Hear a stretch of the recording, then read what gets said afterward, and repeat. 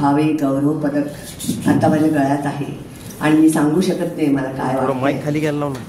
अभिमान वाटतोय, भावूक झालीये आणि गेल्या 55 वर्षांचा संबंध माझी जी कारकीर्द आहे, जी मी काही रंगभूमीवर लिहिलं वावरत आलेली आहे, ते सगळं आठवत आहे अगदी पहिल्या नाटकापासून ते आत्तापर्यंत.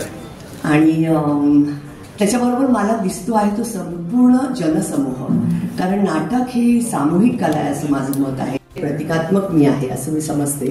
त्याच्यामागे रंगमंचावरील कलाकार म्हणजे अगदी निर्माते, लेखक, दिग्दर्शक, सहकलाकार, तंत्रज्ञ, रंगमंचा मागील कलाकार, बॅकस्टेज वर्कर्स, त्याच्यानंतर सगळ्यात महत्वाचे मायबाप प्रेक्षक, हे सगळे जमले तर नाटक होतं.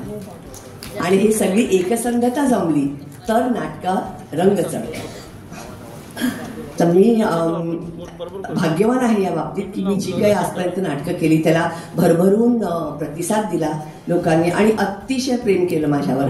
हे प्रेम असंच वृद्धिंगत होत जावं ही आशा करते.